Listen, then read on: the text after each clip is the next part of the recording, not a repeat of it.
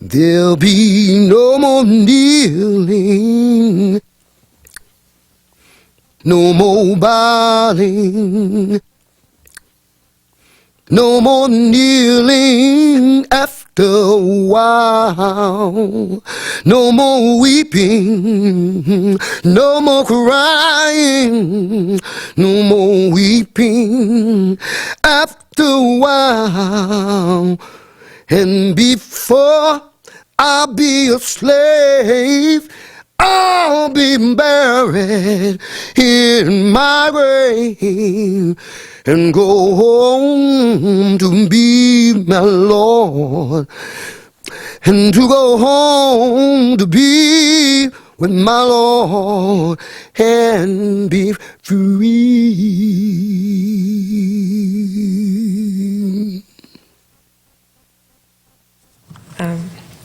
I just wanted to start by telling you a little bit about the project that's happened. This is the second year.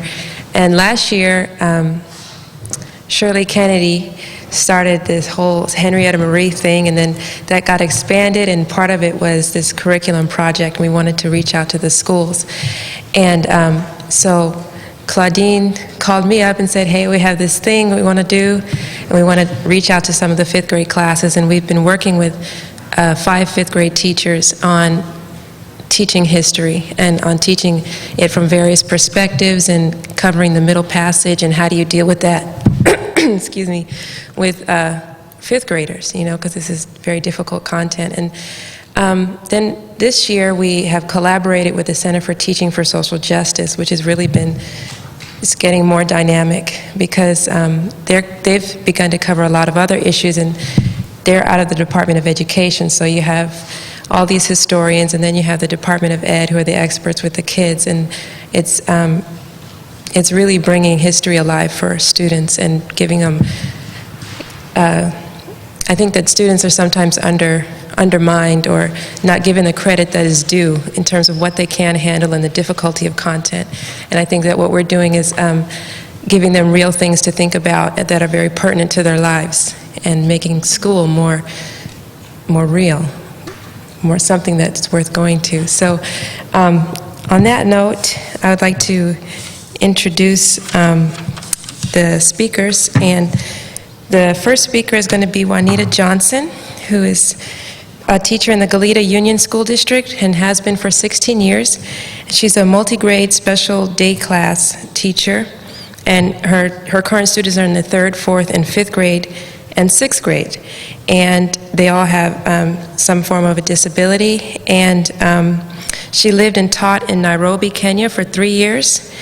And she was a first grade teacher at the Kenyan Covenant School. And she was also teaching English language learners in Kenya at the International School of Kenya. And she loves teaching and can't imagine doing anything else. And just right before you present, I just wanted to bring up the fact that what we are all doing, especially these teachers and any of the rest of us who are involved with students, is I think what people don't give us credit in that is very risky business. There are a lot of opinions, and there are a lot of people who have a lot to say. There are a lot of parents, and there are a lot of ideas about how these things should be taught and whose version of the truth should be heard and what the truth actually is.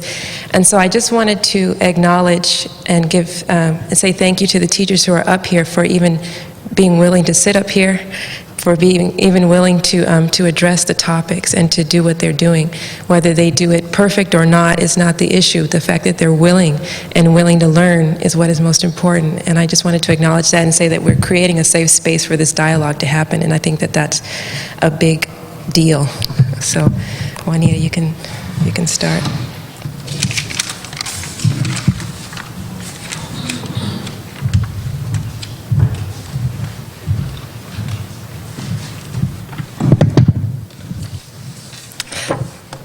Good morning, everybody.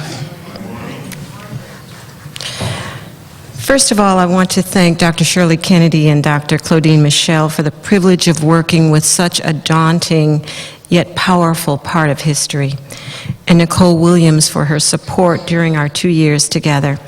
Shirley was the docent for my class at the Henrietta Marie exhibit, and I've got letters from my students that I've given to her, and one of them said, You were the best docent I've ever had. Our whole tour was great. You are the best. As Nicole mentioned, I have the great honor of teaching students with learning disabilities. For those of you who aren't familiar with the term learning disabilities, it refers to what seems to be a growing number of students who have normal intelligence and sometimes far above normal, but because of difficulties in the way the brain perceives and processes information, be it sounds, letters, numbers, etc., learning or even remembering various concepts in reading, spelling, or math is seriously affected. Some of you may be more familiar with the outdated label of dyslexia, and I wouldn't be at all surprised if a few of you in this room right now couldn't claim to be learning disabled in some way. I mention this because it was an important issue for me when I was asked to become a part of the process of teaching about the Middle Passage. At first, the task seemed daunting. I couldn't use the 5th grade social studies text as the basis for teaching because most of my students couldn't read it. I wanted to use some of the wonderful ideas I had learned in our early meetings together, but I knew I would have to rethink my methods in order to convey what I felt to be something almost sacred. I use the word sacred because I know that the core of this part of our history has to do with bottom lines of the worst that human beings could even imagine to do to one another. Difficult, painful, and horrific events that affected all of humanity and in fact continues to do so to this day. It's about undying hope as well as hopelessness, about the worst forms of cruelty as well as courageous kindness. It's about unspeakable suffering and the incredible will to survive. How does one ever really convey the enormity of the experience of slavery? I felt I had to do this with an attitude of taking my students on a journey where together we would explore something sacred, that is, the human spirit, that seems to insist on such ideals as freedom, community, and compassion. So I began a search for books, and I love books. And I have to say that once my search began, it seemed that the materials I was looking for would just jump out at me with such synchronicity that at times I was truly astounded. Let me describe just a few of my finds. Julius Lester's book, To Be a Slave, describes what it is like to be owned by another person as a car, a house, or a table is owned, to live as a piece of property that could be sold. I Was Born a Slave by Jennifer Fleischner is the story of Harriet Jacobs. Written in a diary format, it tells of the mental, emotional, and physical cruelty inflicted upon Harriet by her master, and the 7 years she spent hidden in a cramped attic space, separated from her children. The Last Safe House by Barbara Greenwood is about a family in St. Catharines, Canada, whose lives are completely changed when they are asked to help a young black woman escaping from slavery. Another book by Julius Lester and Rod Brown, which is a gem, entitled From Slave Ship to Freedom Road, which asks every reader, black or white, to come to terms with slavery's legacy, even addressing the more difficult concept of white privilege as it exists today. This book included visualizations for both white children and children of color to help provide a deeper understanding of what it meant to be a slave, one of which I'd like to share with you.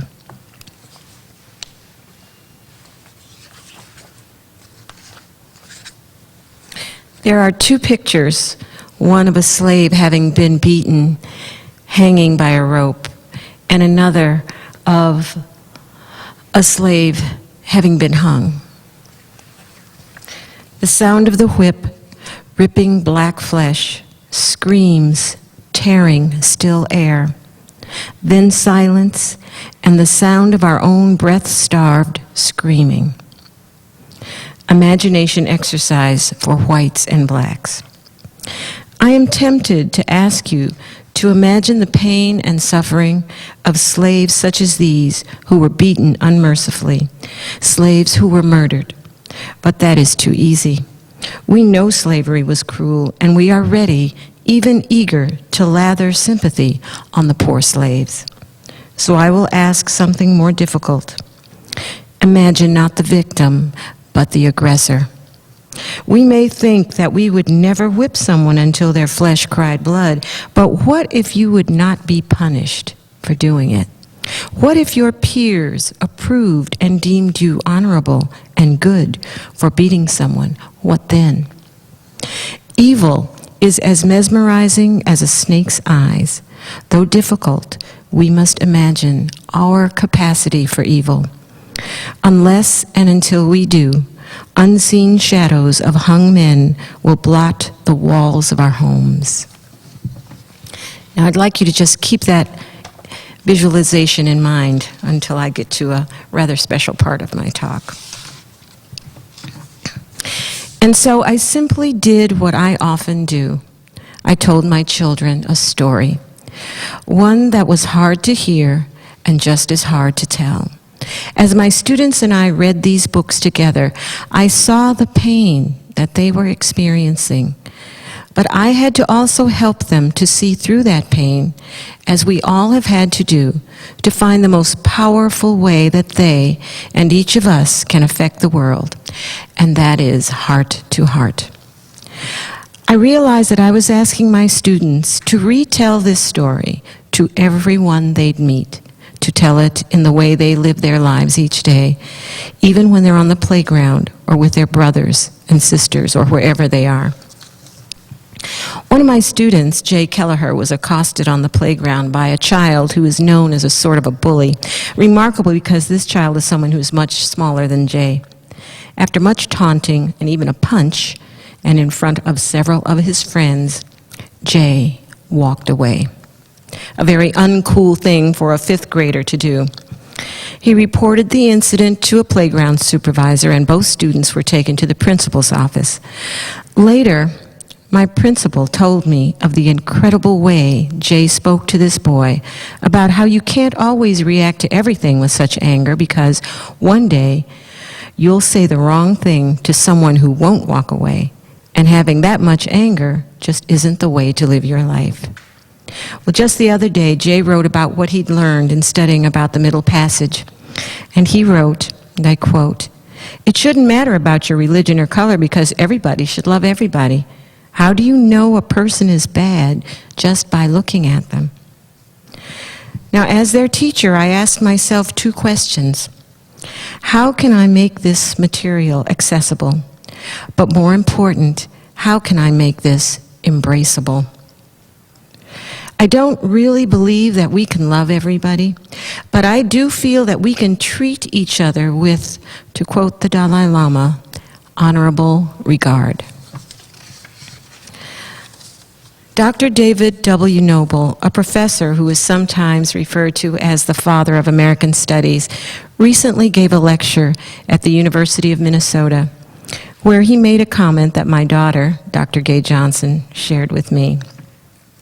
He said, "Academia always tries to separate the truth from what's good and beautiful, and that's all wrong." I know how important it is to teach accurate historical facts, but I have experienced how important it is to teach not only to the mind, but to the heart and to the soul. Having learning disabilities is not easy. Children know very well in their education that something is different, and that it is a difference not many around them, including adults, are appreciating.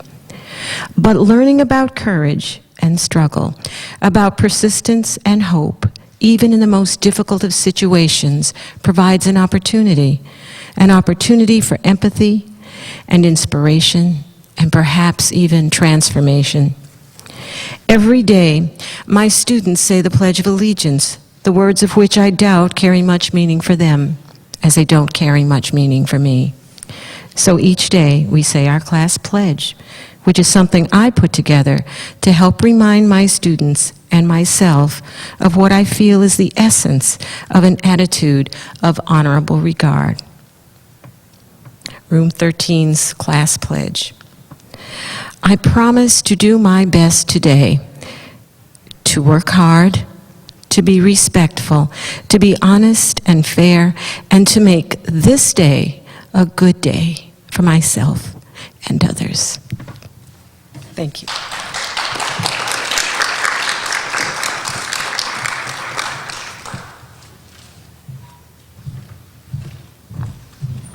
Thank you, Juanita.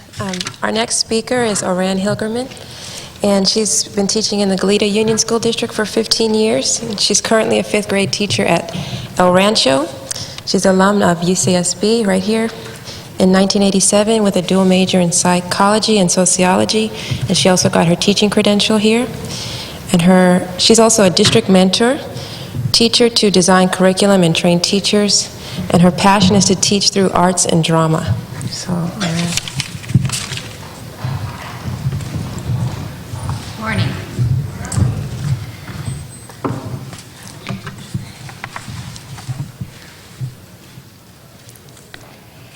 I'd like to begin with a poem by a 10-year-old girl.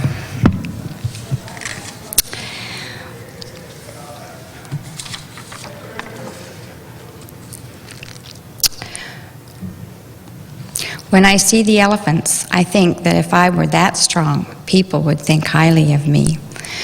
When I hear the giraffes soft tugging off the branches and low munching, it makes me happy to know they won't go hungry. When I hear the blast of the elephant's trumpet, I jump a little.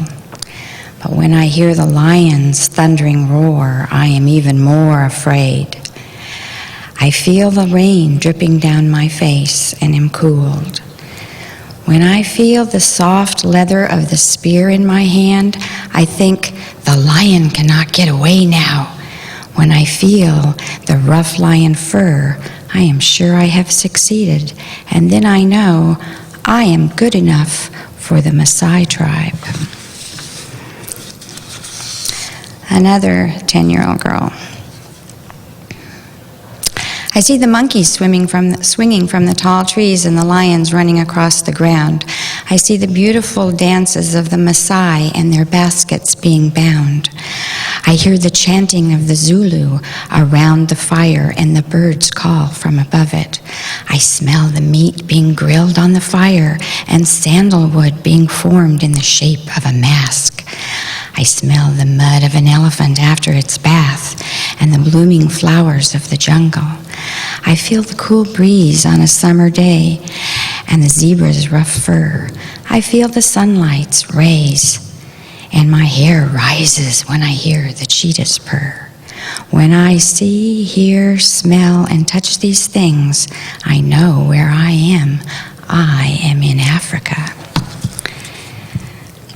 These are from children who, at the beginning of the year, could not identify more than 1 or 2 countries in Africa, were not sure of the size of Africa, knew nothing of the traditions of Africa.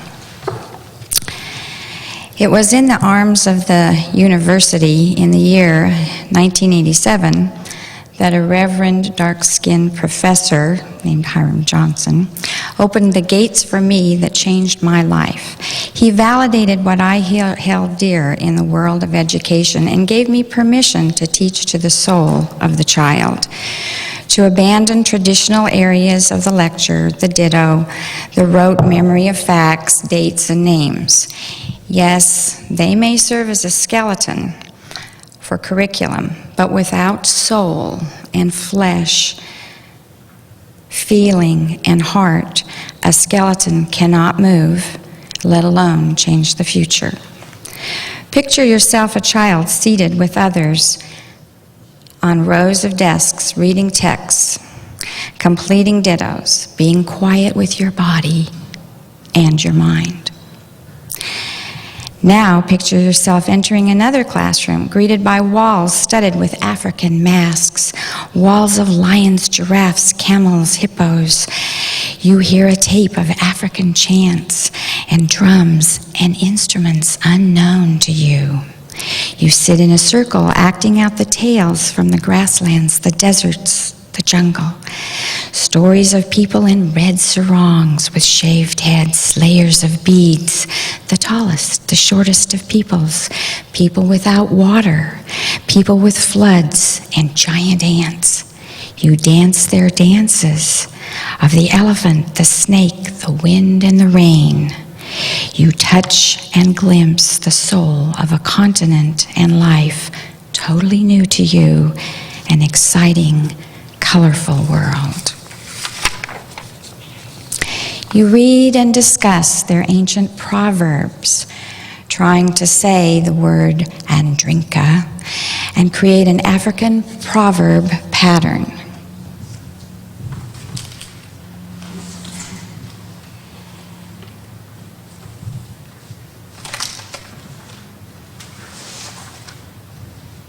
Andrinka symbols. These are samples of art where the children took, thank you, studied the patterns from Africa of the symbols, and each one chose what they related to after class discussion, made their own pattern, and wrote a paragraph about what these patterns mean to them and how they relate to their life. We have the impossible and endurance. We have handcuffs. We have counsels. We have faithfulness. We have that patience, faithfulness, chief, undo your mistakes. We have the impossible, the amazing, the slave handcuffs, and rhythm.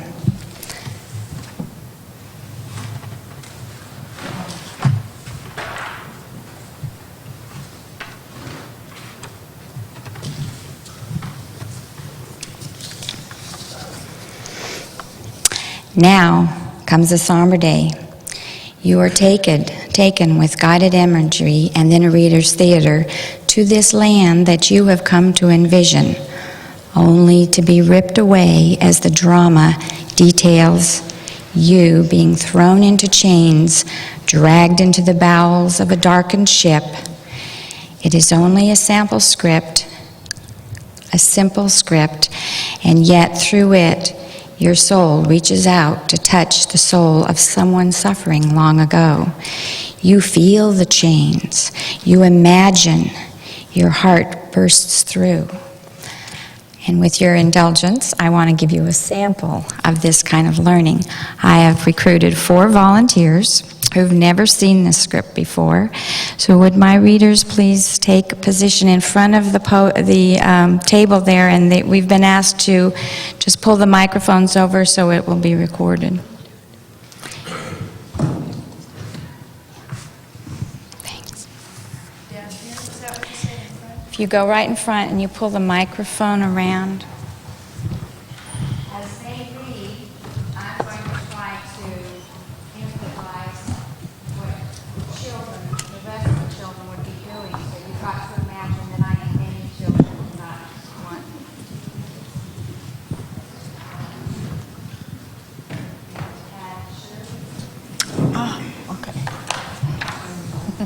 Okay. Beth, you moved. I can't move him. I'm stuck.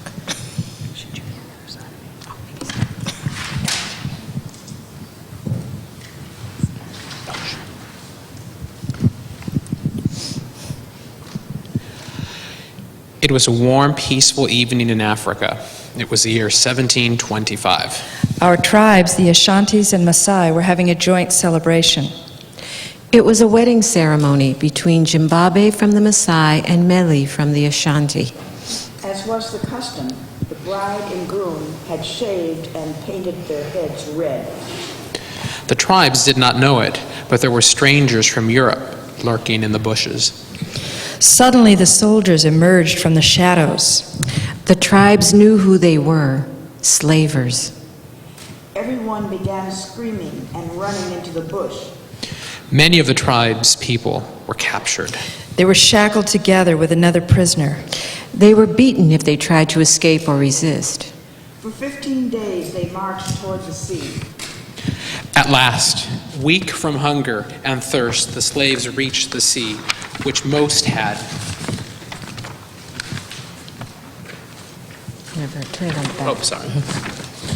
never seen before.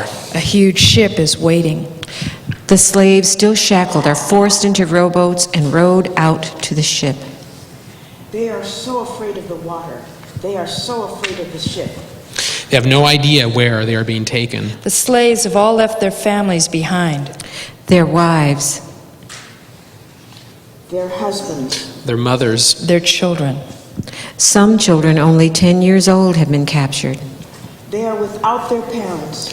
onto the ship they were marched. Into the dark bottom of the ship called the hold. And still they were shackled together. Side by side, they were forced to sit on the floor with their arms and legs folded. More slaves came from other tribes. Until there were 176 prisoners lying on the floor. They could hear the soldiers above them on the deck. Preparing to set sail. They heard the shouting, the raising of the sails. And felt the ship begin to sway as it set out to sea. Someone said, "Don't worry, I heard a soldier say we're going to a castle." On they went for 2 days. When they came up on deck, they saw where they were, on an island called Goree Island. There before them was a huge fortress. A prison. On they walked, stumbling from weakness. Into the fortress, The prison called a castle. Into the cellar of the castle. There were no windows. the soldiers had candles. But when they left, They were in complete darkness. And began to moan and cry and pray. There they waited. day after day, A week passed, and then another. At last the soldiers came. But they were not set free. 2 by 2, they were herded through a door. A door called the Door of No Return. And out to another ship.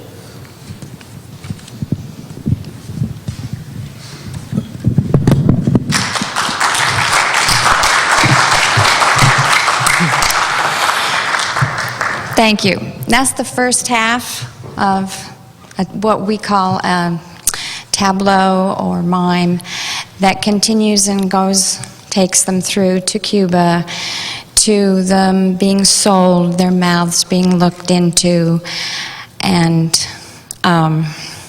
going on to their new life. The children, I actually had very simple costumes, just material draped about them in various colors with the Maasai red. They love the Maasai tribe the best every year. So, but I actually brought in snow tire chains to dramatize just the effect of being in chains. Every child wanted to feel that, to experience that. And the questions that came after they had dramatized this would just amaze you. They really got to the soul and the depth of it. Well, I'm the daughter of an Air Force officer, and I moved every 2 years. From Selma, Alabama, to Utah, to Montgomery, Alabama, from Massachusetts to Colorado, to Okinawa, to Compton. I was a bused military child that no town wanted, and the lone white student in a Compton College sociology class of 300. I saw the ugly American of every color in Okinawa refusing to learn any Japanese, but talking in their demeaning, superior attitudes. I was punished for standing up for equal rights, even by my own beloved mother. At 10 years old, I looked out from my privileged white school in Montgomery, Alabama, across a field, to a one-room shack housing 12 grades for the black students. I began to protest at 10. I drank from the wrong water fountain. I went to the back of the bus. And yet all around me, even as a child, I could see that arguing, logic, facts moved no one. I wanted to know what could. Now as an educator, I try a different way. I dare to replicate the famous brown-eyed, blue-eyed experiment. How many of you have heard of that? Well, I'll have to tell you about it then. Years ago, right at the very beginning of civil rights, there was a teacher in the South, white teacher, who dared to divide her class, not telling them, began to just favor those children whose eyes were of her color. Oh, boy, the blue-eyed children are just really good at math today. They have done such a wonderful job in math. Pat yourself on the back, blue-eyed children. Now look at all these blue-eyed hands that are up today. Isn't that just amazing? And she made history, was actually fired from her job, but today is famous. Well, when I do this in my class, near Martin Luther King Day, it only takes a half hour for the feeling in the class to change dramatically. I don't whip anyone. I don't say any derogatory names. I just show favoritism. They know it. They feel it. They sense it. You can feel the difference within 30 minutes. By morning recess, they are ready to rebel. I have to debrief them. I have to have the discussion of how it felt and why did some groups go along with it. How did that feel? Well,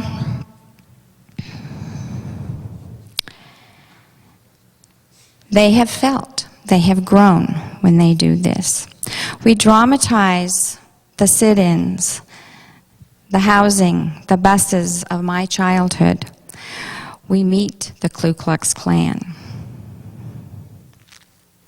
I'll never forget, during one rehearsal of one of my dramatizations on the stage of the multipurpose room, the cafeteria worker, a woman of color, came up to me and said she was stunned. She had never known any educator to breach this subject before. When we finally put on the final performance, I'll always remember the tears that were streaming down her face and her coming up to say, "Thank you." But is it always like that? No. Are there risks? You bet. There have been angry responses from parents. Parents who said, "You're supposed to teach American history, not African." A Mexican American mother who said, "I want my child to learn English, not African proverbs." And also, even on the other side, I've been yelled at, screamed at by an African American professor claiming that I used inaccurate or unsophisticated terminology that wasn't completely politically correct. I am told by the district and the state to teach scripted reading 2.5 hours a day, math 1.5 hours a day. But I close my door and I do one more drama. We do the Trail of Tears, the Underground Railroad, women's suffrage, the Chinese railroad workers, the history of Hawaii, Japanese internment in California. But we must take care. I ask you to ponder our true goals in education. We must be careful to keep a steady eye on the future. What if I teach in my teaching, something that moves not towards understanding, but exasperates our differences. Because our true mandate is the building of bridges of empathy, the fences of inclusion, we must lead others to embrace the heart within us all. To build the future, we must nurture the soul of togetherness. We must give our children hope that there can be peace together. That we all are here today is another step, giant step for mankind. I'd like to conclude with 2 more poems of my children. When I close my eyes, I see the large and powerful lions napping under a tree. When I dream, I hear the horrid yells of my Maasai people being captured and beaten. I miss the celebrations when everyone danced together. I wish I had one more chance to go back to walk once more through the tall golden grass, to go back and listen to the low chomping sound of a giraffe. I wish I could watch the lion cubs playing in the sight of their mother. Oh, how I wish, how I wish. I miss you, Africa. Oh, Africa, I miss you.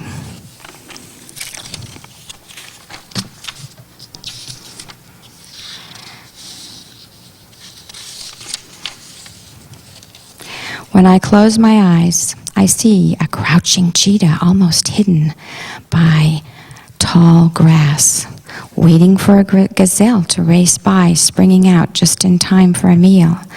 When I dream, I hear the steady breathing, the steady rhythm of beating dreams. I feel the fire's warmth as I dance. I wish this endless journey could end. I miss the dances, the celebrations, the traditions. Oh, Africa, I hope we meet again. The children have learned. They have grown. Thank you.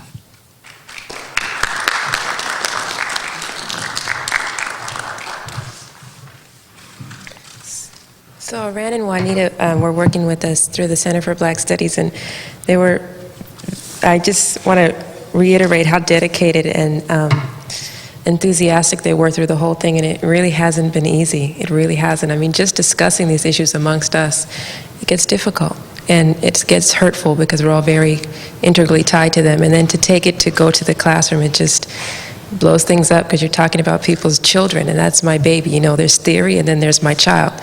And it just gets very difficult, and I really wanted to thank them for being a part of it. So the next teachers are from the Center for Teaching for Social Justice, and we're going to start with Tony Jackson. Or actually, I think we're going to start with Beth Yeager. I'm sorry. We're going to start with Beth Yeager, and she's the program coordinator for the Center for Teaching for Social Justice, and she's a graduate student in the School of Education. She's a teacher educator, and she's a fellow with the South Coast Writing Project. And she's a teacher at McKinley Elementary School, so if she doesn't have enough hats in her closet, then I don't know who does. So come on up, Beth.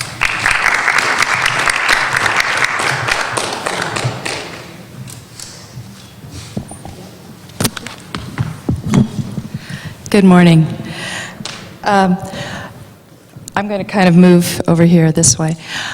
I'm going to talk a little bit this morning about this notion of having students engage with complex ideas and issues that you've been hearing about, and show you a little bit of what's happening as I'm sort of experimenting and struggling through issues in the 1 day a week that I teach second grade now.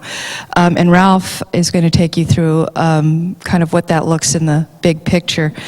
I was a bilingual teacher for I have been for about 28 years. And I taught a lot of that time preschool, but also fifth grade for a long time. But in the last 2 years, since I've gone back more full time, I'm teaching 1 day a week in the second grade, still with in a linguistically diverse class at McKinley Elementary School.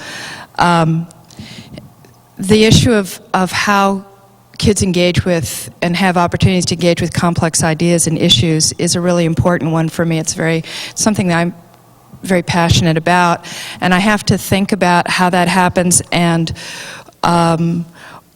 what it means in the context of where I am and who I am and who the kids are and where we are.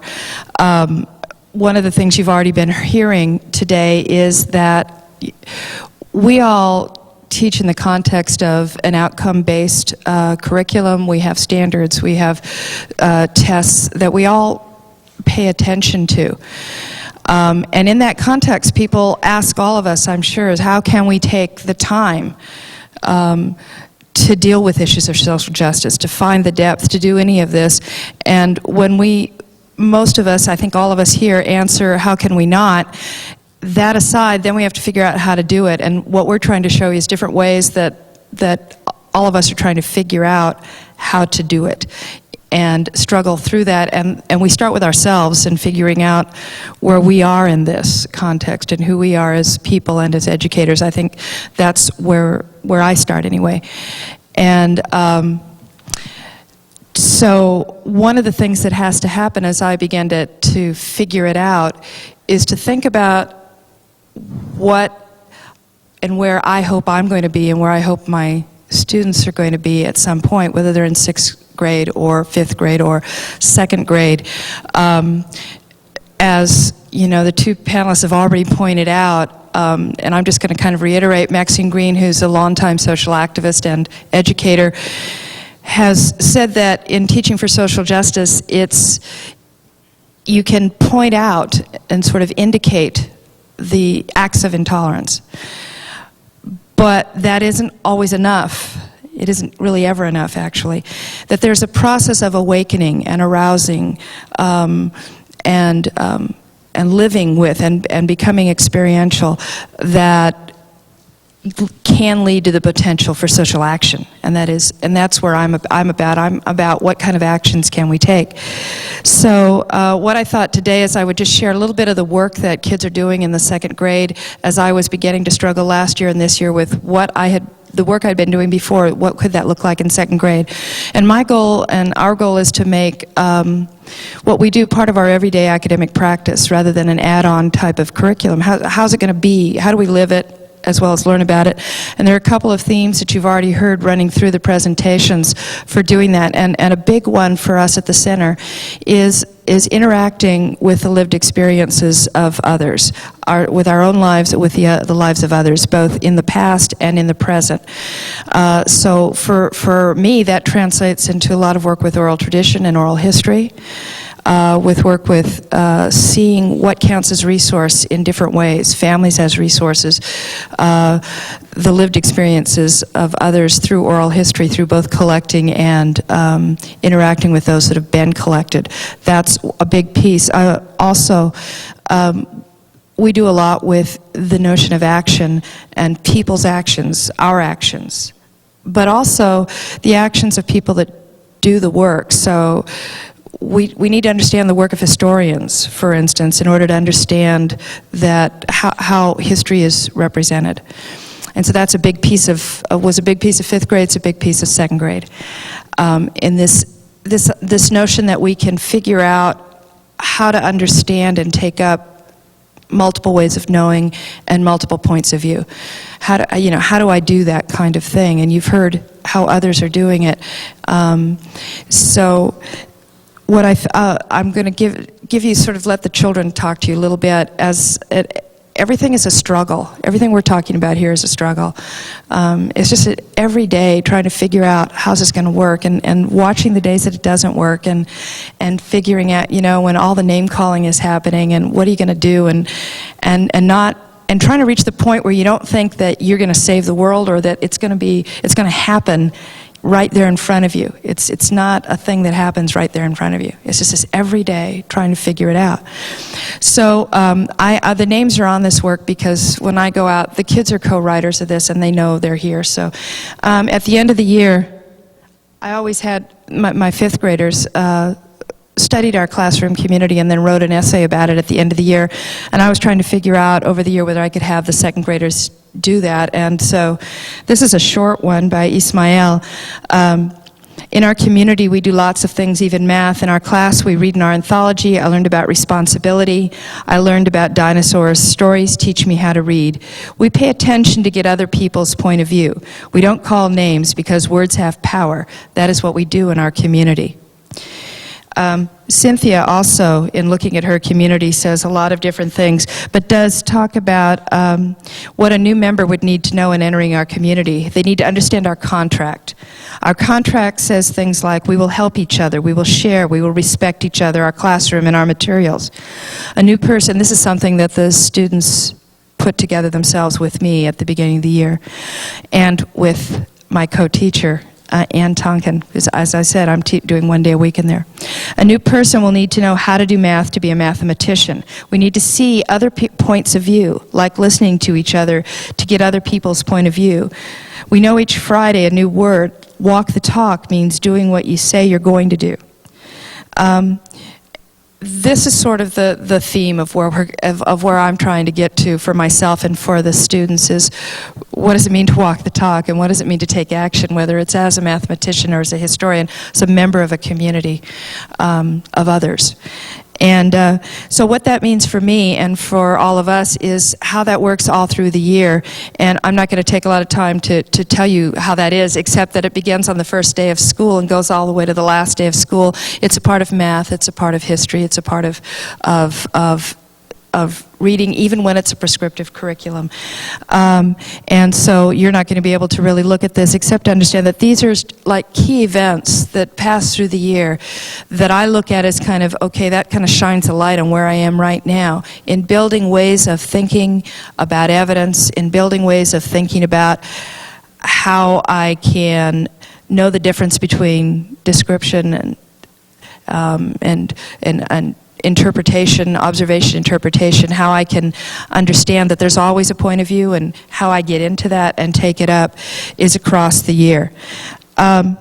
So part of that happens in this particular year was about the power of words and actions and what that meant for us.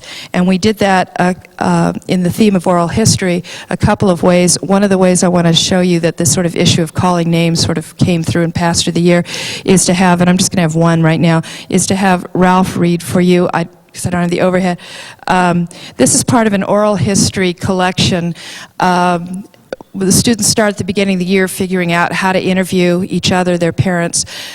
This particular one comes from our interaction with a program called the Gold Elder Program in Santa Barbara, which is a program for Alzheimer's patients to be able to go out to schools to have interaction. The program is designed for them. I mean, that was their intent, that it would benefit them, that they would be able to interact and stimulate memory. It is a resource for us because as second graders learn about the past and are able to interact with others through collecting the oral history,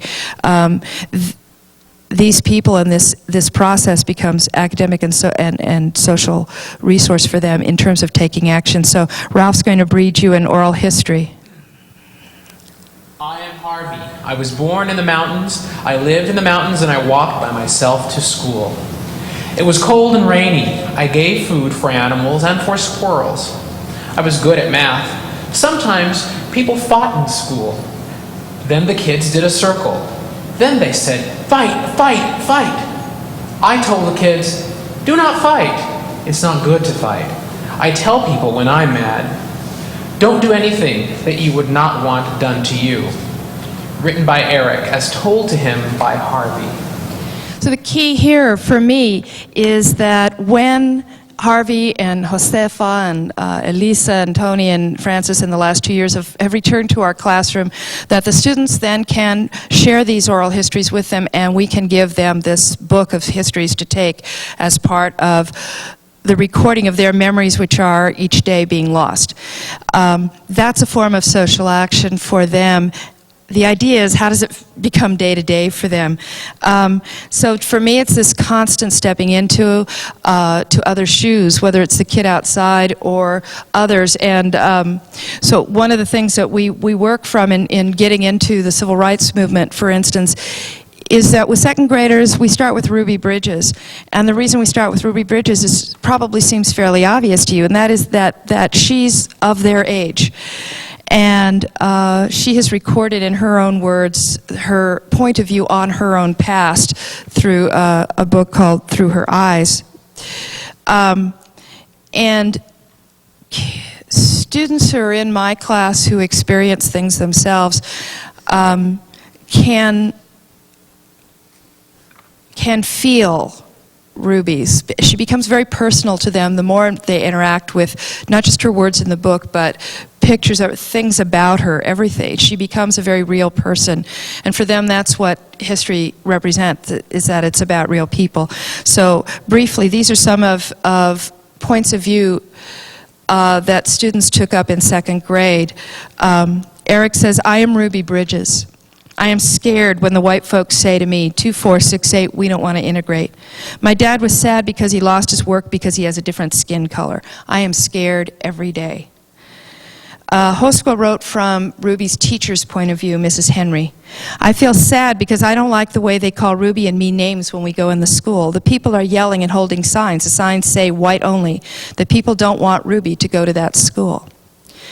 Asalia is taking up a point of view, finally, that we talked about quite a bit, and that is, and one that they need to take up for themselves as they go through and for instance, and go into the high school or the middle school and become the only brown-skinned child in a gate class, for instance, as some of my students from 5th grade have experienced. The only Latina young woman on a swimming team, and who says, I want to quit. But she doesn't. And I'm interested in how can we help to give those resources so not only does the system change, but the kids who are in it in the moment have the resources to just do and take action and make change. So Asalia in second grade says, I felt sad when I saw the people calling me names. When I saw the teacher, she looked mad to me, which is Ruby's first memory of Mrs. Henry, as she determined it. Then I met the teacher that was going to be helping me, but there were no other children in the classroom. I kept going to learn. Kids can begin to do that. It's got to be on the level they can, and we've already worked up to that level with them to get to that point. This was a year that we worked through both collecting oral histories from family members and from others, interacting with the lived experiences of others, particularly towards name-calling and the power of words and actions and taking action. And a part of that, and I hesitate to even say this because without telling you the full context of it, as you know, as you'll hear, as I think it's the same thing that's true with both Iran and both these presentations. They can't tell you the whole context of what they're doing. And when you deal with dangerous issues and risky issues, there's a big context. There's a long way of building up to that. And so the same is true with these kinds of complex issues when I tell you that children interacted with the testimonies of survivors of the Holocaust around issues of calling names, and that to do that I had to do some preliminary framing of that without teaching the Holocaust. Which is something I did do in 5th grade, in order to get at and build on these notions of taking action. And so I hesitate to even put this out without telling you that there's a whole huge context around this. Otherwise, it would be fairly criminal to do it. So, but this is Stephanie's interactive conversation with Esther, who she met through her oral history as recorded on a videotape. Dear Esther, I feel bad for what the old man with the cane did to your brother. That was really rude. I don't know why, just because he looked Jewish. That almost made me cry, but I thought you were brave when you saved your little brother. I had the same thing, but on my face. I got slapped on my face by a first grader, a boy named Brian. He was jealous because I was bigger than him, and he told his friend to slap me. I would like to meet you. I learned that just because somebody looks Jewish, they could get hit then. In my school, some kids don't want to be somebody's friend just because they look different.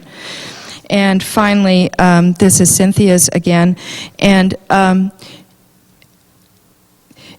the issue here is the take-up of action and power of words, and how they felt that these people were real people in their lives. What becomes so powerful for the second graders is that memories, whether it's Tony's oral history, that she's 89 years old and remembers, that Esther remembers 50 years ago, that the power of the name calling and what happened was so powerful to her that she can remember it. This kind of interactive experience is what does that arousing and awakening. So hello, Esther, I feel bad about what happened to your brother. Were you a little scared when you stood up for your little brother? How did you feel when they did that to him? If I were you, I would be scared if that happened to my little sister. I wish that that wouldn't have happened to your brother. You were brave enough to stand up for your brother. I learned that if you are brave, you can stand up for someone. Kids can grapple and struggle with complex issues and ideas, but it's dangerous to just stick it in and make it an activity. It's dangerous sometimes to have it be 30 minutes a day as outside of the everyday curriculum, at least for me in my class.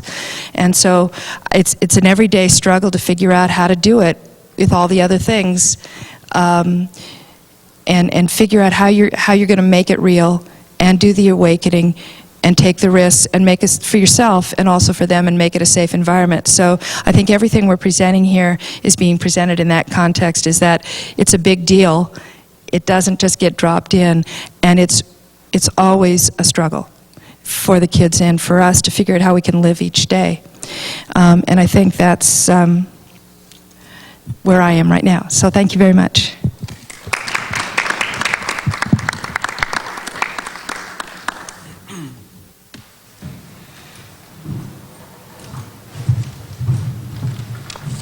So the next presenter is Tony Jackson, and he's a graduate of UCSB, UCLA, USC, University of Ghana in West Africa. He's been teaching for 12 years at Santa Barbara City College, Antioch University, and Santa Barbara High School.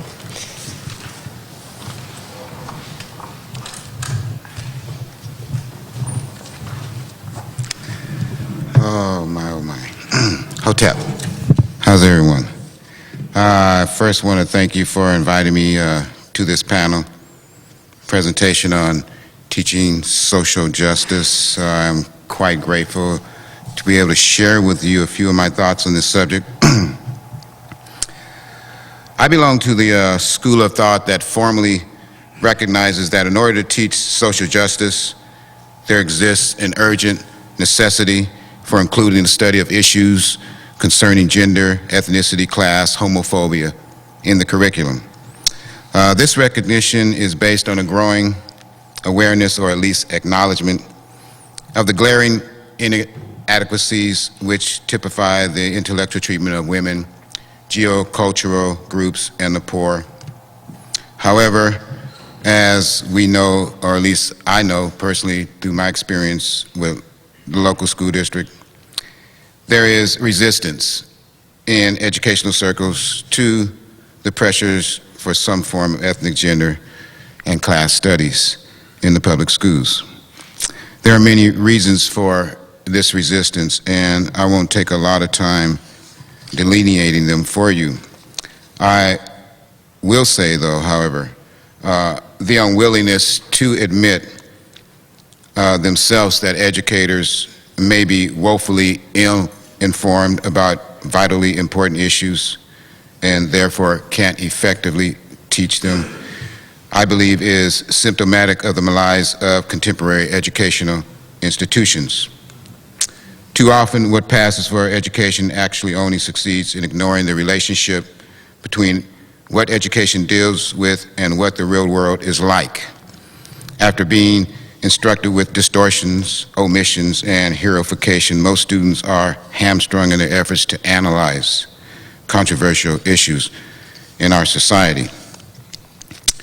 Academic unwillingness to confront reality, especially an unpleasant and threatening reality, it must change. Educators have been woefully negligent toward their responsibilities in this crucial area. This negligence has been at least partially a function of the society's pervading mystique that conflict and rivalry are individual concerns and do not involve women, the poor, or geocultural groups as groups. When combined with an even more pervasive sexist, racist, and classist view of women, the poor, and people of color as collectively incapable of doing anything worth studying, one can see why certain groups have remained invisible for so long.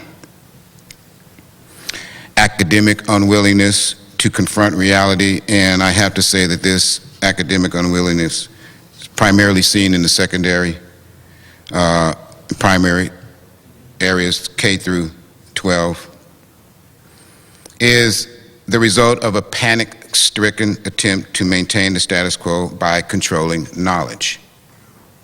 Knowledge and information throughout the centuries has been stolen, lost, hoarded, distorted, and manipulated.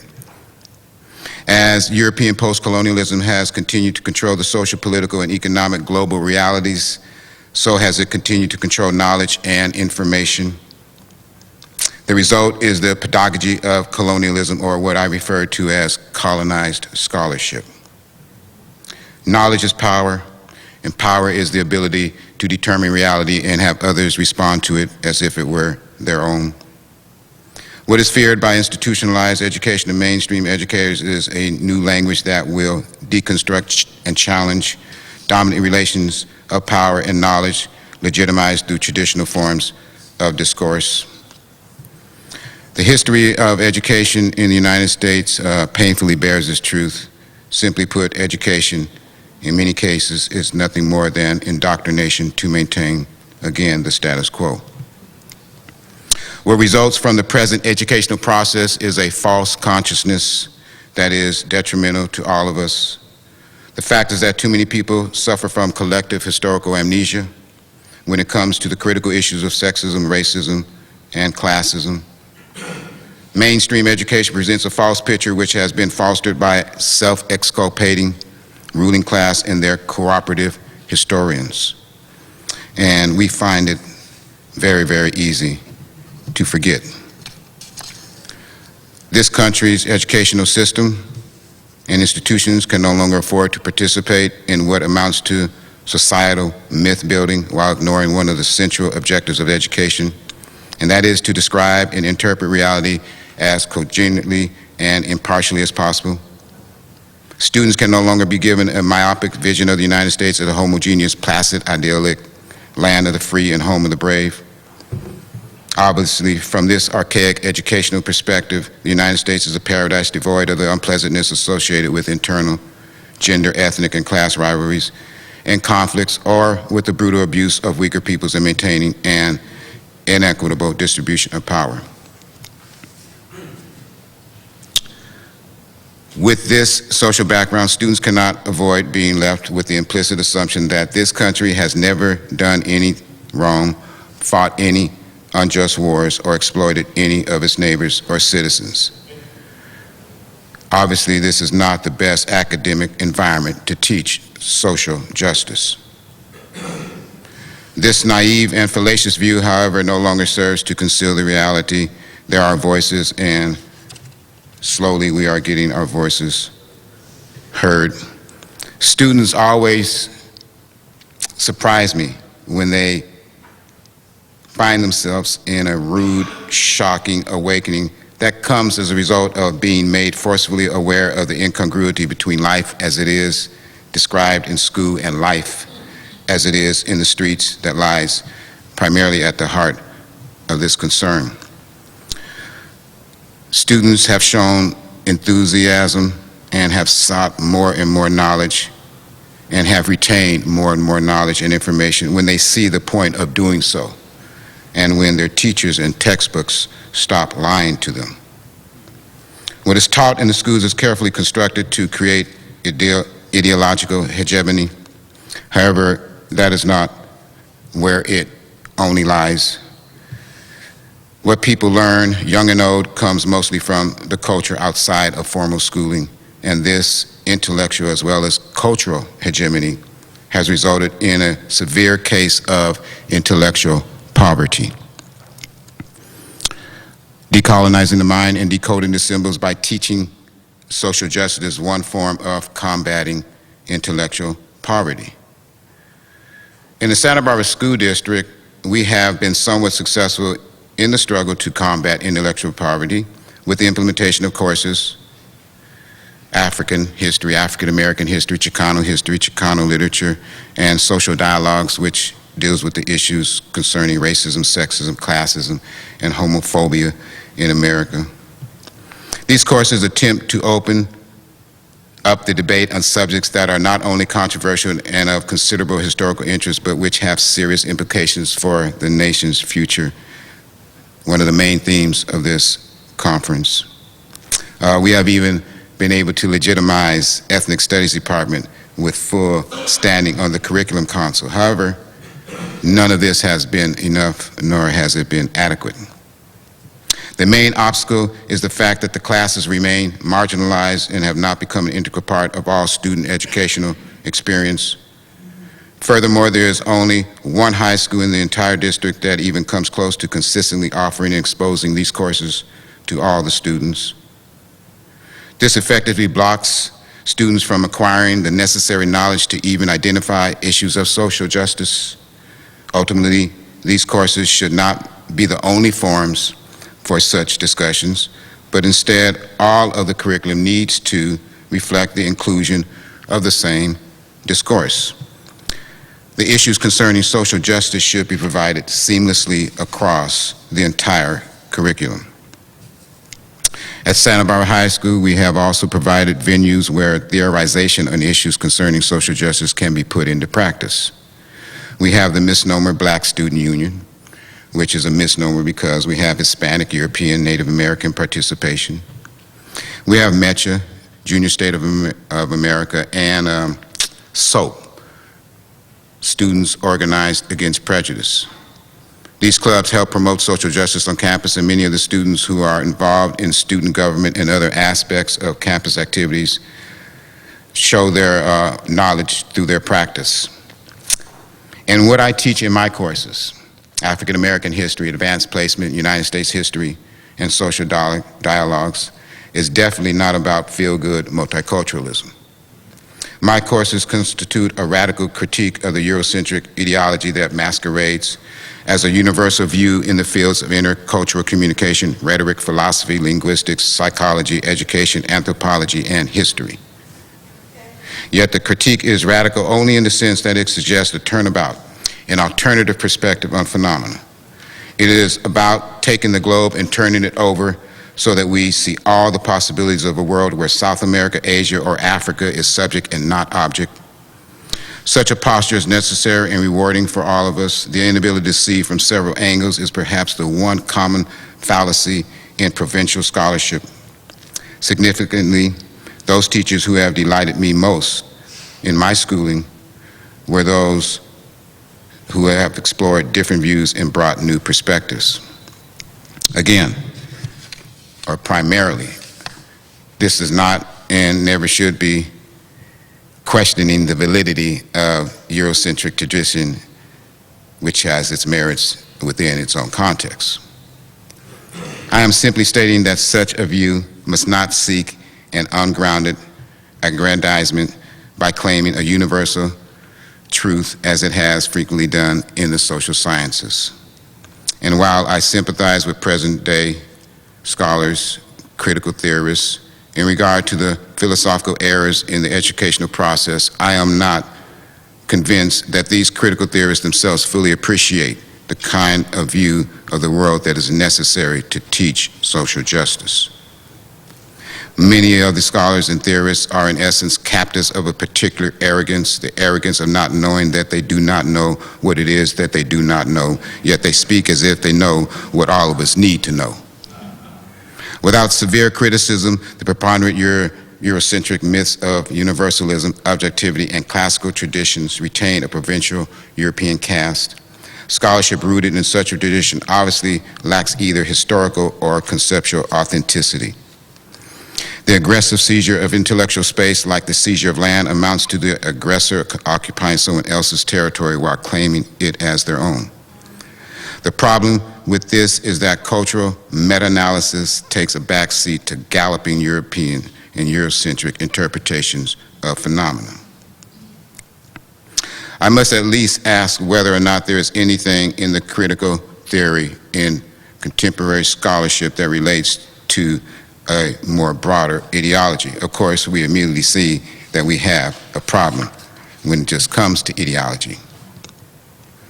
The only path I see worth exploring with my students and what I constantly bring to them when it comes to teaching social justice is an approach that comes the closest to achieving what has been called and what I call right knowledge. Right knowledge is a pedagogy of truth. Truth, in this sense, is whole, and therefore any partial approach to it cannot give you anything except a partial and incomplete answer. Our educational institutions must be a place where everyone can have access to right knowledge. What I would like is the truth. I would like everybody's contribution to the world in it. That's what I'm interested in. I'm not interested in the rah-rah black people any more than I'm interested in the rah-rah white people. I'm interested in what is the truth. The last 500 years of world history have been devastating for the acquisition of knowledge about other than European cultures. Dominated by Europeans in Asia, Africa, and the Americas, victimized people have expressed their desire to redress their grievances. The fact is that certain political constructs impose limitations and concepts and content on all discourse about reality. Out of these limitations, they oppress the non-free people who are exploited by the ruling class. Those whose wills are enforced are challenged to struggle against structural discourse that denies their right to freedom and indeed their right to existence. Ultimately, the acting out or the speaking out of the word is confined to the categories established by the early power brokers for the dominant society. That is why we need to speak of empowering of the oppressed by listening to their voices.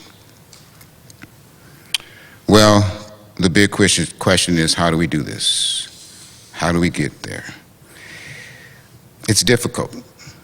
It's difficult to recognize decisive steps in theoretical development when one is in immediate proximity and the steps are so gradual. The educational institutions must develop innovative and profluent methodologies in constructing a new, perhaps more engaging way to analyze and synthesize reality. Perhaps what is needed is a post-Western meta-theory to disintegrate us from the consuming monopoly of a limited intellectual framework. I believe that the educational institutions in the United States are faced with a choice and will soon confront the society as a whole. Fundamental inequalities and incongruities infest the structure of the educational establishment, causing dangerous stress. The tensions will be relieved. It is still not too late for educators to choose to assist the process of reforming their institutions and providing a new praxis for teachers and students based on the principles of teaching social justice. How long that option will remain theirs is anyone's guess. Thank you. Hotep.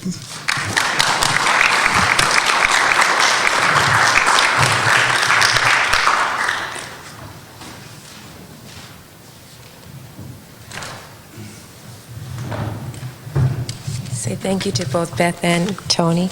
Our next speaker is Ralph Cordova, and he's a third grade teacher in the Goleta Union School District. He's a doctoral student and also a teacher educator in the Gewurz Graduate School of Education. He's a research assistant for the Center for Teaching for Social Justice and a writing project fellow. So, Ralph.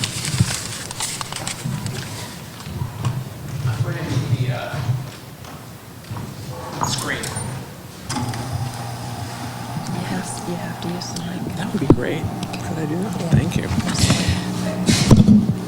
Hello. Thank you for letting me be here today. It's good that I'm coming at the end of the presentations because I think something that's coming across that I've listened to is this common thread of the struggle and being willing to engage in the possibility that there are many kinds of ways of addressing what's going on. And when I think of the work that I do, whether it's teaching teachers who are becoming teachers, or whether it's working and teaching kids at the third grade level who are ages 7, 8, and 9, who will one day become teachers themselves if they choose that, I think about the kind of world that I would like to see for them to live in. Knowing that I have a bit of a contribution in that small amount of time that I have them.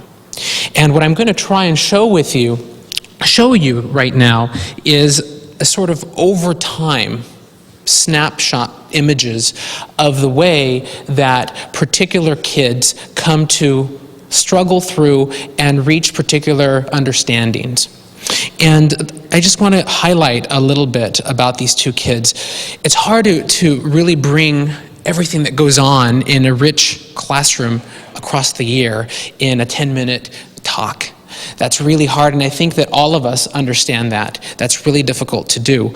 But I also want to say that I work in a school district that is culturally diverse. In fact, my background is as a bilingual teacher, and I still consider myself a bilingual teacher because I've not lost my languages, although I can't teach in both languages. And I do acknowledge that I work with kids of culturally diverse backgrounds and of different abilities. And one of the kids that I'd like to share with you today, and like Beth talked about, that she has the kids' names on the samples that she uses.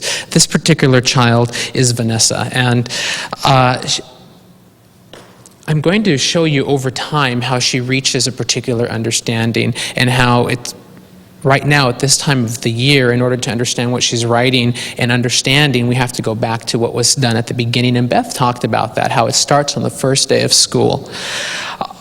What I want to talk about is the way that I teach particular points of view. In order to understand any given thing that happens, we have to understand the different points of view that could actually be perceiving it at the time. And that began in our classroom with the kids going home and interviewing a family member or a grandparent about traditions, and the particular traditions here are remedies, things that these family members do that are oftentimes invisible, but when we think about them, they came from somewhere. And this is a child, it's very difficult to, I think it's this way. It's very difficult to see the color, but what she's saying is, on this day, she honors her grandmother for teaching this particular remedy of how to cure and heal cuts. And that is, her mother told her, and this is a child who has a difficult time writing and processing verbal information. Her mother told her that her grandmother taught her how to go and collect spider webs. And when you collect spider webs, you have to be prepared to put them somewhere.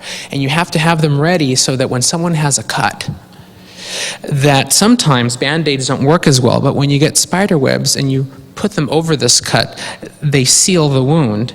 And this is, and so that was Vanessa at the beginning part of the school year, where she was asked to become a particular kind of social scientist and go out and interview people in the home. And it's in the home where I wanted her to see, as well as the rest of her classmates, where a lot of knowledge exists about how the world works that oftentimes isn't perceived as important in the school. And this is a kid in particular who has sort of been branded as struggling and almost failing.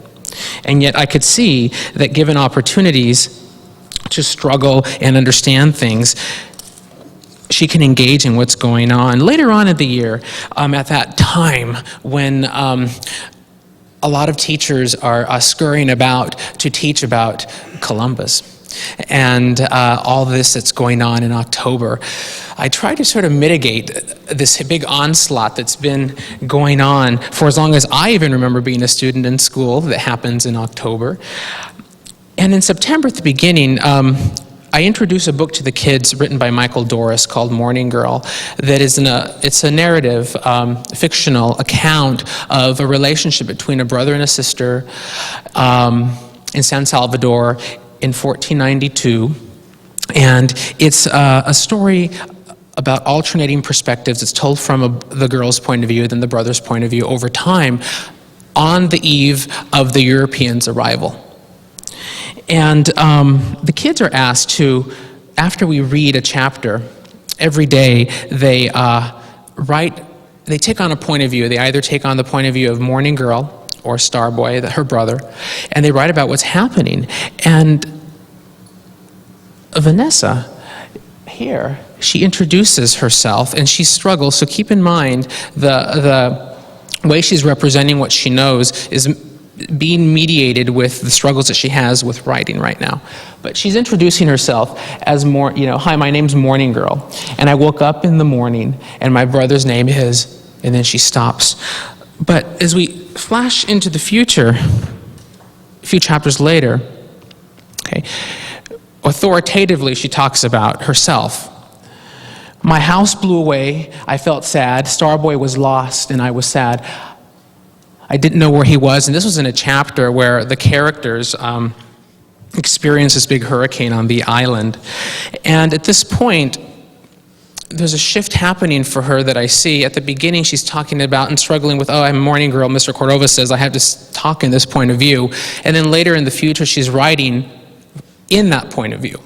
So that's an example of teaching different points of view to the kids. And as we flash forward even more into the future, I have a personal favorite, and I don't know how this began, and I think it was because it was in my first year teaching. I came across Faith Ringgold and the different kids' literature and books that she has written.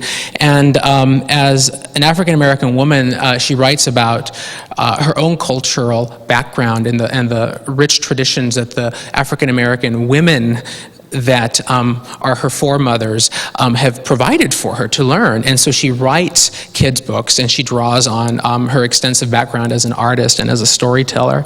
And so that's what she writes about. If we think about telling cases or someone's perception of the way things happened, to bring those into the classroom, that's what I do. That's my entry into understanding different points of view. And it so happened that we had the Henrietta Marie at the same time in our year, that it fit really nicely for the kids to begin to understand and prepare themselves for this field trip that we're going to be taking in May.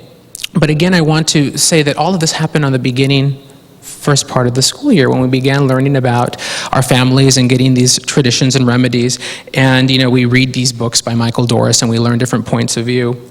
Well, what the children are asked to do is, we read different books by Faith Ringgold, and after each book is read, every one of them is asked to. And it's interesting the way that Harriet Tubman, because of the way that Faith Ringgold describes her in Aunt Harriet's Underground Railroad in the Sky, isn't just the aunt for Cassie and BB, the two characters in the story, but she becomes the aunt for all of us in the classroom.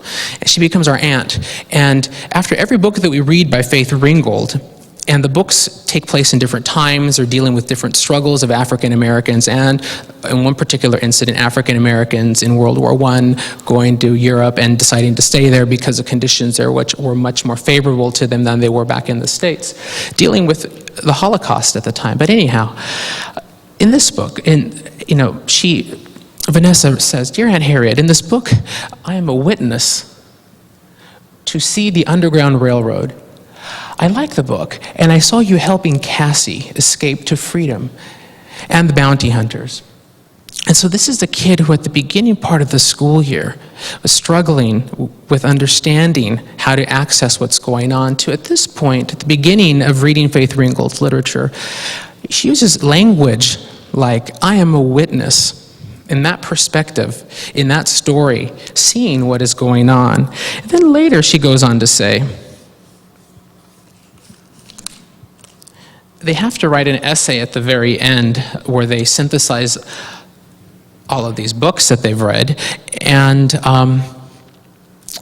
actually, I'll stop there because I want something interesting happened where we were reading this book called Bonjour Lani, and the setting is between World War I and World War II in France, and the German occupation of France. And one child in the classroom became so upset. She said, "Well, how do we stop these bad things from happening?" That's what she said.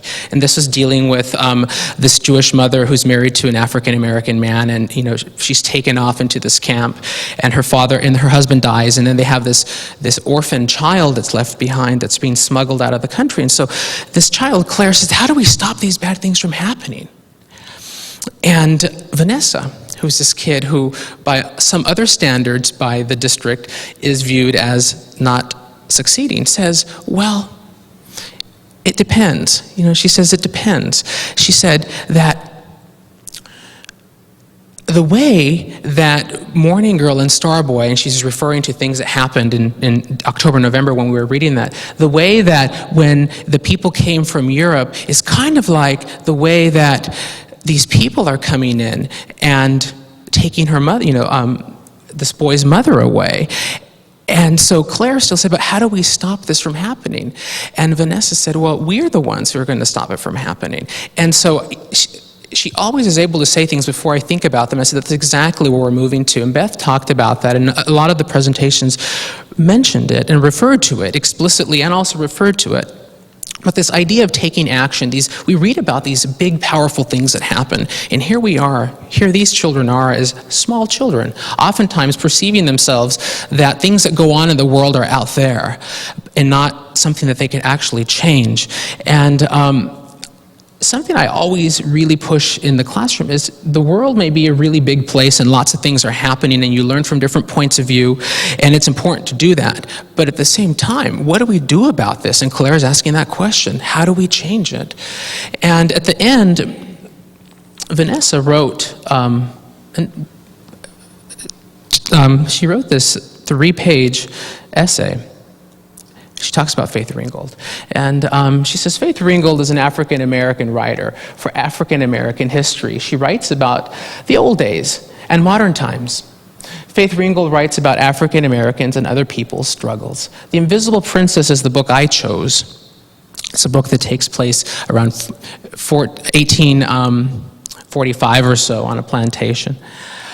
It is about 2 people that had a baby, and the baby's name is Invisible Princess. The characters are Mrs. Love, Mr. Love, and the Invisible Princess, and it took place in a village.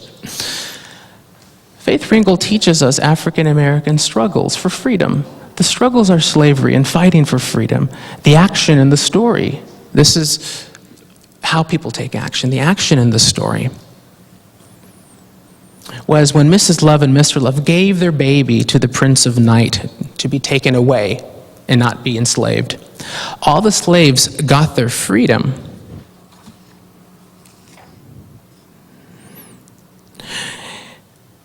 And another thing that she writes about is when the master changes and says that slavery is wrong, something happens in the book, and Faith Ringgold writes about this, that the slave owner changes his mind eventually after he loses his own daughter and comes to see a slave point of view. And in the last paragraph, she writes about herself and taking action. And I have seen in the world that how white people treat black people, and she's talking about the world of Faith Ringgold and how she's reading these books.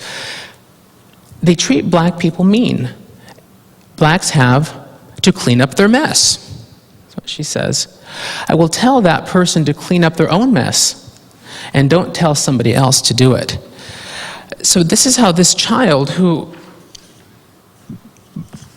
by other limited ways of understanding her at this grade level, is coming to understand herself and struggling with these really complex and sometimes subtle ideas that she's exposed to in literature.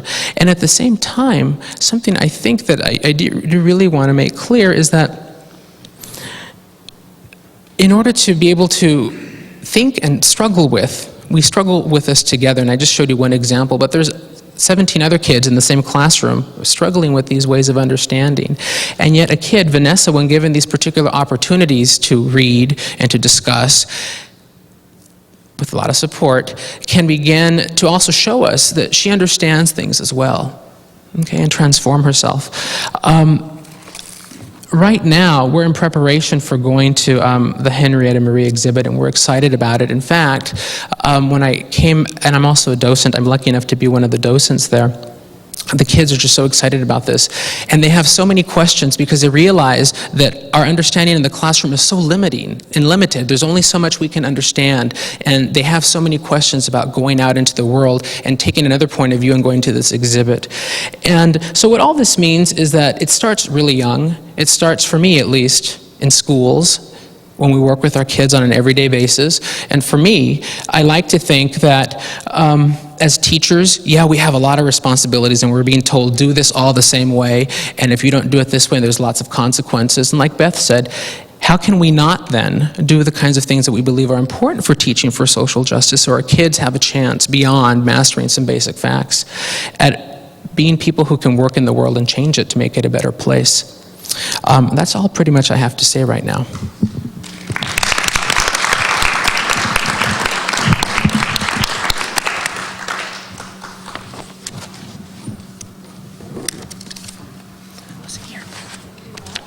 And our last presenter is Sylvia Curtis, who's our librarian here at UCSB.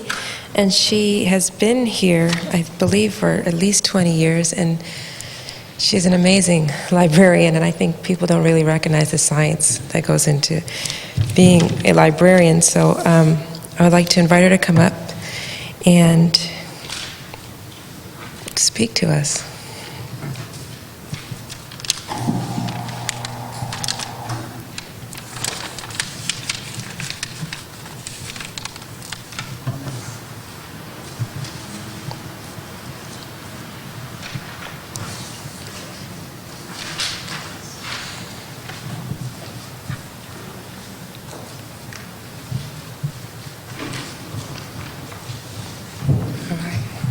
Have a few minutes of getting some things together here. Do you need help with anything? Jared is here, and he's going to help you.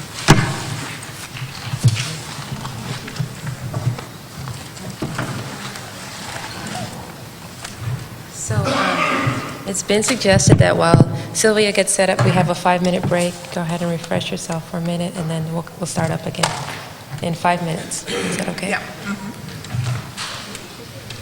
I'm passing around a couple of sheets, ivory-colored sheet and a pink one, and please, and we need some up here, too.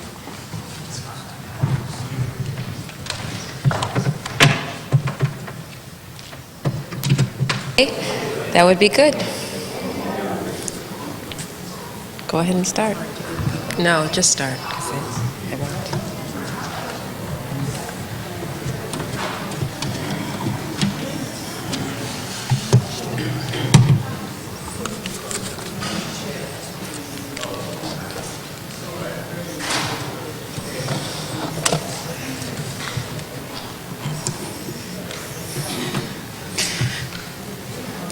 Good morning. My name is Sylvia Curtis. I'm the Black Studies librarian here at UCSB.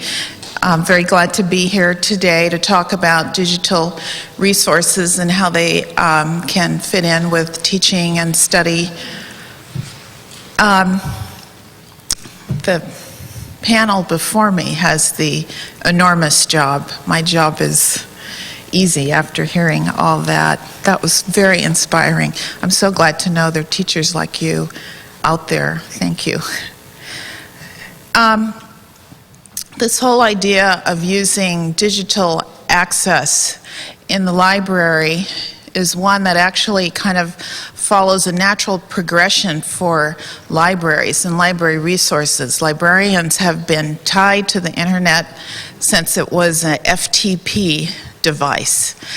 And we were FTPing things. Librarians developed something called the MARC record that maybe you may not have heard about, but this is the entity, the digital product that allows sharing between libraries all over the world, the MARC record.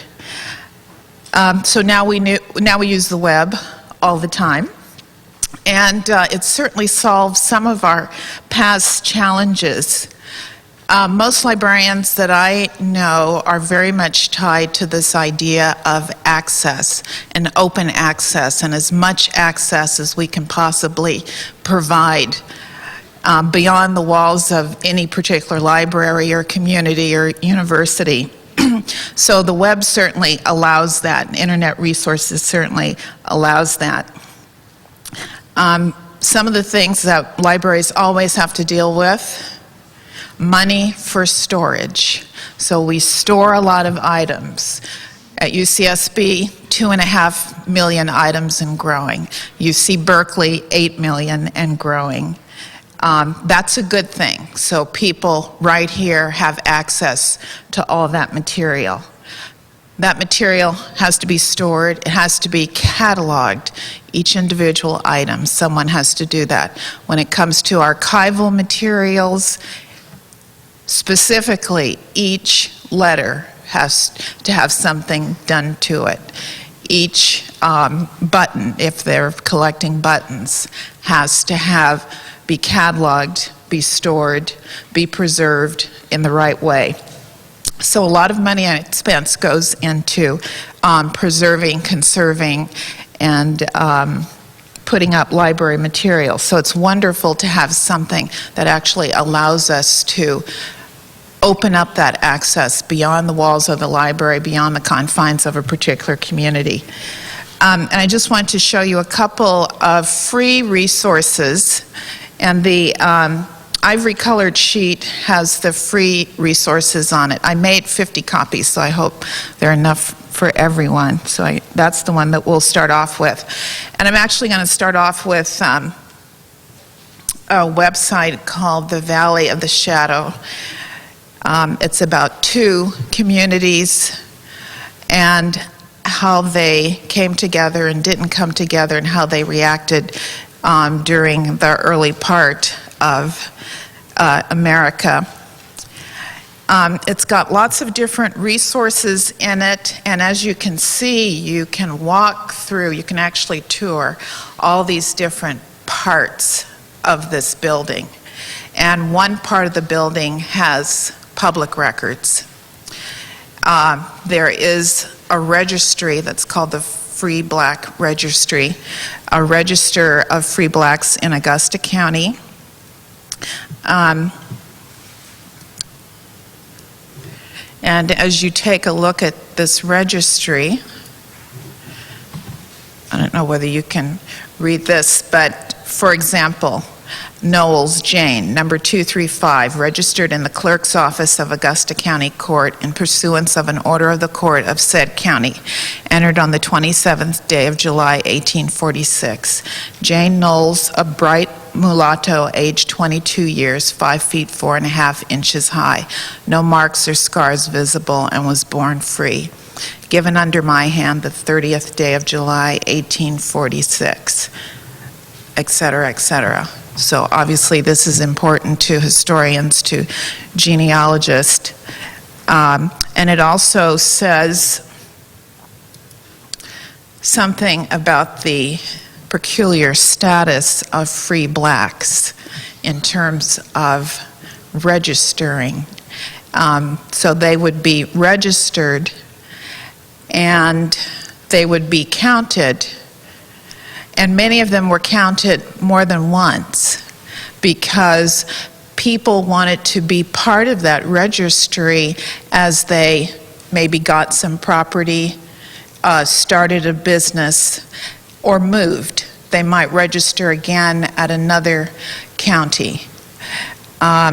So their existence could be acknowledged. They also had to pay a registry fee, 25 cents per registration. But it shows on the one hand their mobility, but also on the other hand the kind of ambivalent status that they had in the community. So this is one sort of document that's now available that maybe was only available at this institution at the time this record was put on the web. There's another part. This kind of explains what they were doing at Virginia Center for Digital History. It's a collaboration between historians, between librarians, and between people who are interested in technology to make these resources available. Let's see, what else do I want to do here?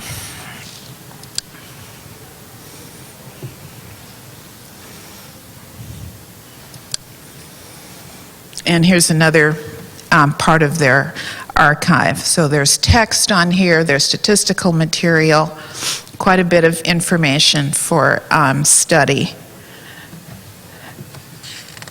Let's see, and then the other kind of big resource that I wanted to show people is the American Memory site. One of the speakers yesterday, I think it was David, had mentioned the slave narratives. The American Memory has about 7 million digitized items on it, which is just a drop in the bucket of what is available at the Library of Congress. But this has taken several years. It was done with federal money and also a very large grant from an organization called Ameritech, which supplies phone lines, but also to libraries, is a partner in a lot of large projects to open up systems, to get computers in libraries, things like that. So, the slave narratives, by the way, we have them in print at the UCSB library. Probably every library in the UC system has those narratives in print. But how do you get a student to look at them and use them? Sometimes it's a lot more enticing to see something on the web and read it there for a student. Let's see, slave narratives. They've also got another file that's kind of interesting, the slavery and law documents as well. And all these large sets are browsable. Keyword, narrator, subject. So I'm always one to do a keyword search, and David had mentioned this idea of breeding. Did I put that in? I put that in as a keyword here, and it didn't come up with anything, I believe. Yep, didn't come up with anything. So I went back, and they have a full text search that actually searches all the words on all of those narratives. So I went there and tried my search.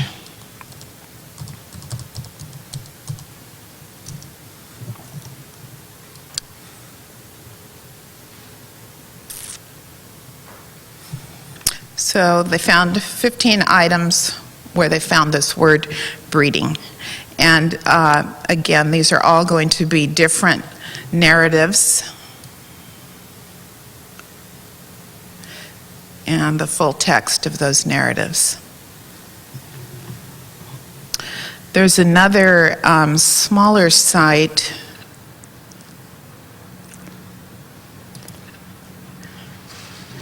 that's called American Slave Narratives. This was one fellow trying to put some of these narratives up. This went up well before the WPA narratives. So he's got one file, Fountain Hughes.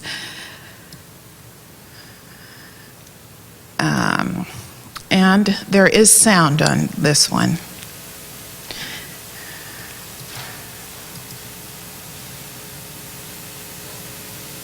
My name is Fountain Hughes. I was born in Charlottesville, Virginia. My grandfather belonged to Thomas Jefferson. My name is Fountain Hughes. I was born in Charlottesville, Virginia. My grandfather belonged to Thomas Jefferson. And at one point,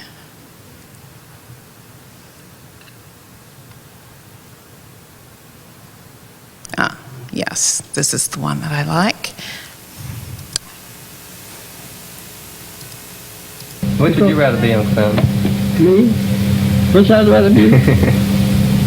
You know what I'd rather do?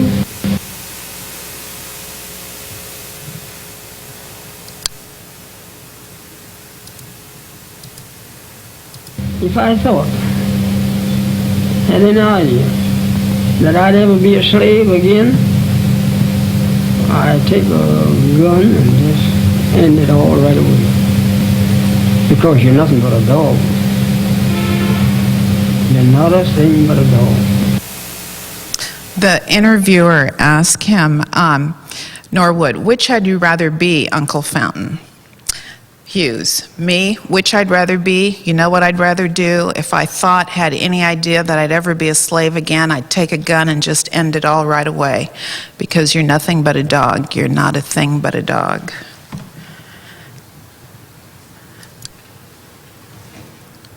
I called LC to see if they might be interested in or planning on also adding sound to their files because they've got the recordings right there.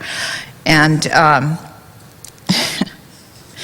of course, she said, well, that's a great idea. We just need the money to do it and the time and the staff. That would be an enormous operation, but wouldn't it be wonderful if we had actually the sound with the narrative, the print. And that's also an interesting phenomena with the web, that you can combine the resources, the archival resources, in many different ways. So if you have a video file, you can put that on the web, you can put the sound, and you can put the print. So there's access, and there are ways of learning, because not everyone learns well from print. Some people do need that visual or that audio element. So those are things that are free, and like I said, that the buff sheet has a listing of some of the big ones, and I'm sure all of you are very familiar with some other sites that are interesting and just as powerful. So that's the free side, and librarians are very pleased with that, but we're also anxious to move forward. What I find is that faculty sometimes are not so receptive to things on the web, I think because in the past we've had so much junk out there. But there are many of these top-notch quality sites that are bringing to you material that you can have faith in as to their authenticity, as to the reliability of where they're from. It's a great, fabulous thing that is available now. So that's a bright note. And then the pink pages list a lot of the things that we have at a cost to the UCSB library. And all of these databases, they're over about 200 or so, cost many thousands of dollars each. One of my concerns is that I'm afraid that people on campus who could use these don't know about them. And I'm always thinking, how can I get people to know what's there, what we've paid thousands of dollars, and in the UC system, millions of dollars, to have available. Let me go back home. For example, we've got a file that's called, African American Newspapers, the 19th Century. So it's got some newspapers, not the full runs, but some years, Freedom's Journal, Colored American, the North Star, the National Era. And there's quite a bit of information on this site. The African American Newspapers is just one part, and you just click on the names and you can do a search in as many of these resources as you want for whatever you might want.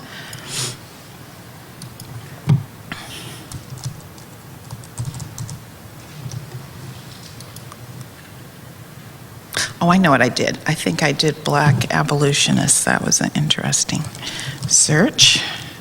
Whoops. Spelling is an issue.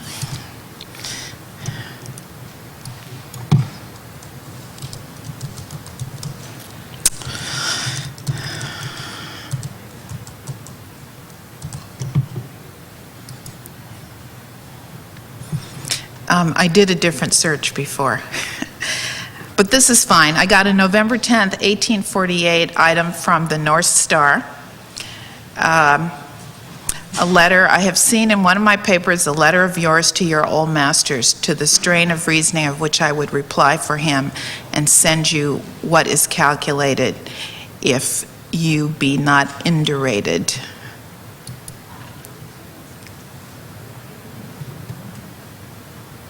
So we've got the HTML of part of the newspaper. We've also got newspapers, they're called PDF files. One is Harp Week. That was Harper's Weekly. We have the part of that from the Civil War era. And this is just a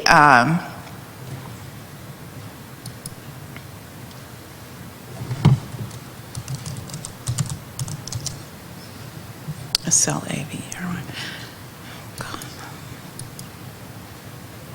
There it goes. This is a digital image. It's called a PDF file of the newspaper. So you see the newspaper exactly as it looked. You can print it out.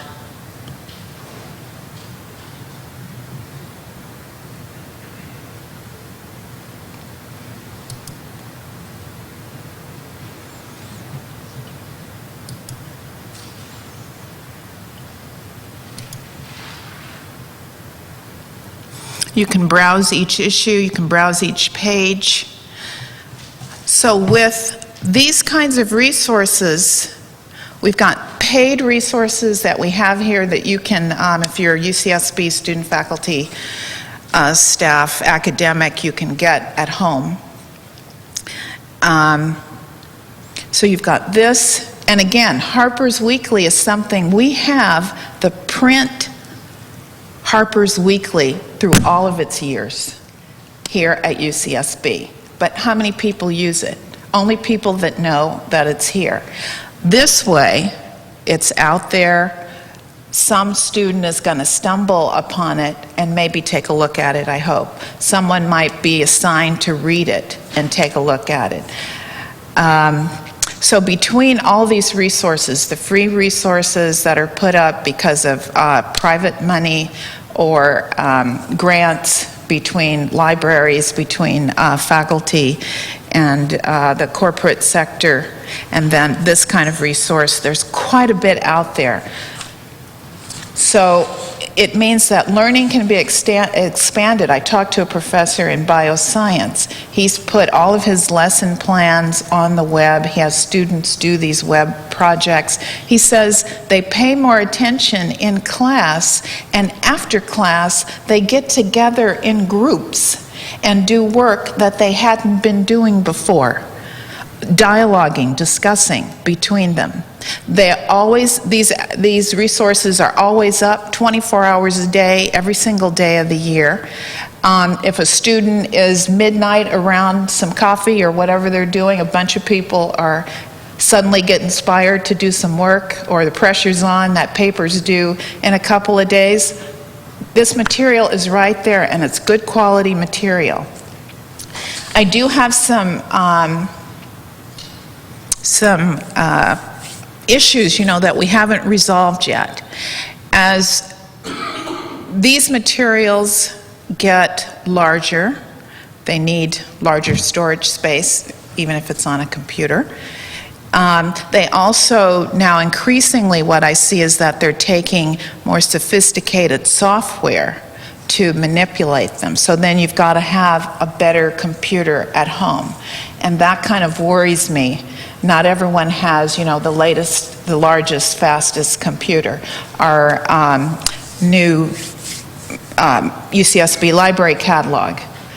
I think people like it in general, but you have to have the latest version of Internet Explorer to be able to manipulate it well. If you don't have that version, there are some things that you cannot do with that piece of software. So those kinds of things, I worry about the disparity between the home that has the high-end computer and the home that doesn't have that high-end computer. I also, again, I guess the most advantage we can get out of these resources is if librarians, faculty, and teachers talk to each other. One of the resources that we have in print here at UCSB that you want your students to have more access to, that you want your students to have very easy access to, that might be a digital project that we could do in conjunction between our various departments. There is grant money. There's grant money from the California State Library. NEH sponsors quite a few of the big digital projects. So there are ways that we can work together to provide greater access to these very exciting, worthwhile, high-quality resources. And we can build them from material that we have here that we think more people should be using. Let me just make sure I mentioned other things. Yeah. So I hope I can have more discussions with many of you about what types of things that you would want to see and what we can build on. There's a lot of material here. There are a lot of possible projects that we can use to go forward and expand the access. Thank you. Oh, freedom. Oh, freedom. Oh, freedom after a while. And before I'd be a slave, I'll be buried in my grave and go home to my Lord and be free.